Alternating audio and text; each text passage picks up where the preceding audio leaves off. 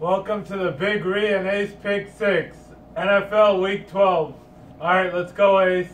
All right, boys, NFL Week 12.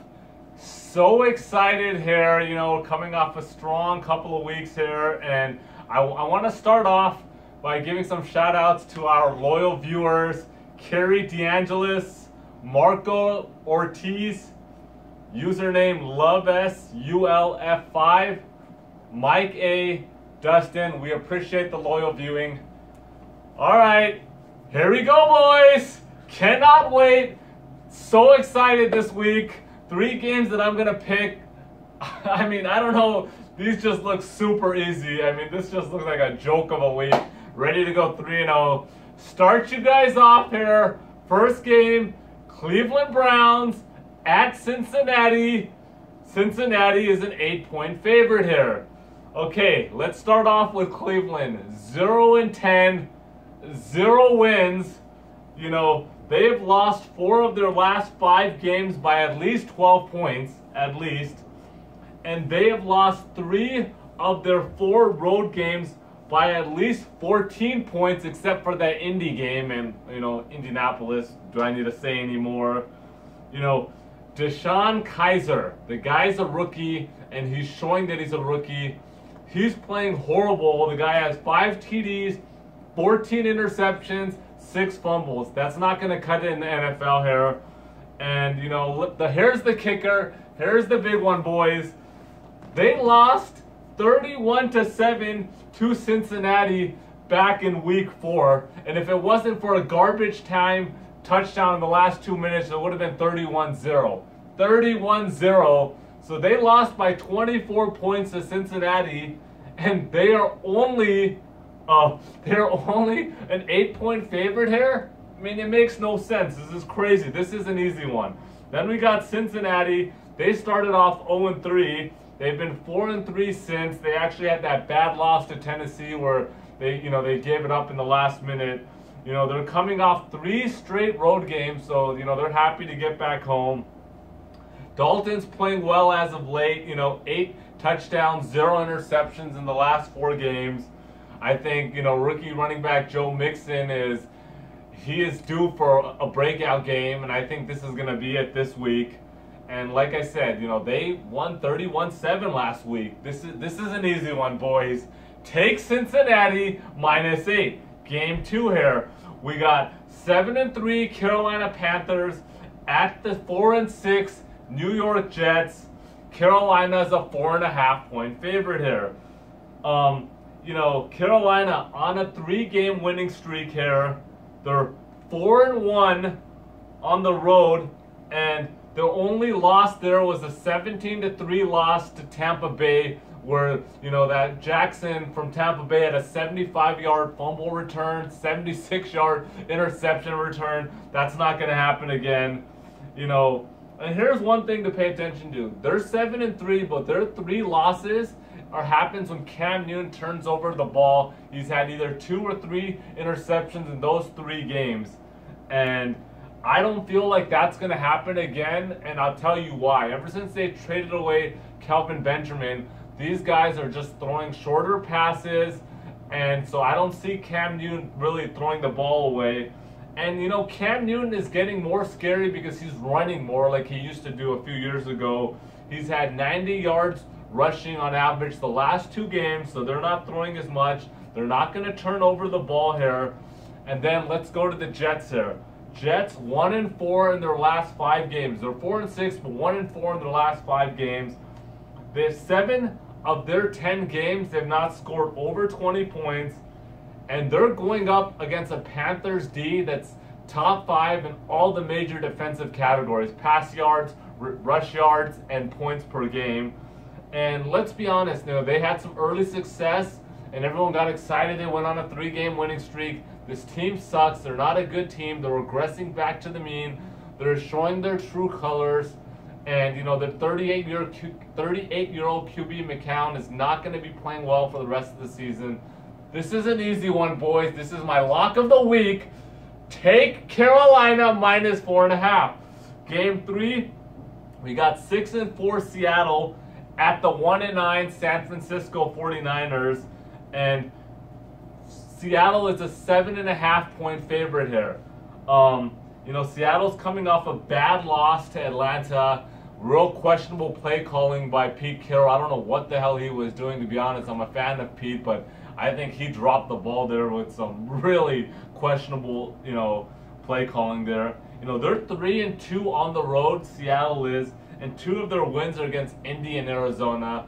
Enough said, And, they've had a lot of injuries lately. Chancellor's out for the season. Sherman's out for the season. News is today they just waived Dwight Freeney, the veteran. And, here's the kicker again, boys. They won only 12-9 against the Niners in Week 2 at home. So they won by 3 points at home, and they're on the road this week. And, during that win, they had 0 turnovers, and they ran for 131 yards. They are not going to run for 131 yards this week. Their running game is just a complete joke, non-existent. And so I really don't like Seattle here. Niners, yes, they're only 1-9. They are coming off a bye week, though. But prior to the bye week, they got their first win against the Giants, 31-21. And 5 of their 9 losses have been by 3 points or under, and when they do lose by more than 3, it's to teams that just run all over them. Adrian Peterson, Ezekiel Elliott. Seattle's got nobody that's going to run all over them. Let's not even talk about Lacey and Rawls. I mean, it's a damn joke. And lastly, I really like their QB CJ Beathard. He's been playing well. He has 4 of his 5 games throwing over 230 yards a game. I really like him. He's coming off a really good game against the Giants. I think he's going to keep them in there. He'll put up some points. This is an easy one. Again, this is an easy week. Take San Francisco plus 7.5. Big Ree, let's go. All right, so I'm taking a couple Thanksgiving Day games special for you guys. So the first game I got is the Giants at the Redskins. We got the Giants coming off a big win at home. Upset win versus the Kansas City Chiefs in overtime, winning 12-9. And we got the Redskins coming off a devastating loss on the road, blowing a 15-point lead versus the Saints. But Terrell Pryor just got placed on the IR. He's been a bust for the Redskins. Jordan Reed has been officially ruled out, but I really like Vernon Davis. He's played well. The Redskins still have a really good team. Giants just are a mess. They've only won 2 games this season. I really don't like the Giants. So Redskins are going to have a big week. Kirk Cousins going to have a breakout game. I'm taking the Redskins -7 here. The next game I got is another Thanksgiving Day game. We got the Chargers traveling to Jerry World to take on the Cowboys. Yeah. The current line is Chargers -2.5. Chargers are the hot team right now compared to these two. Looking really good coming off a win last week. Winning 4 of their last 6 games. We got the Dallas Cowboys, just haven't looked good. Everyone is saying without Zeke, they're not the same. They've also been missing left tackle Tyron Smith and linebacker Sean Lee. But just the Chargers, I'm not buying it. They haven't beaten any good teams. The 4 teams they've beaten are the Giants by 5. They beat the Raiders by 1.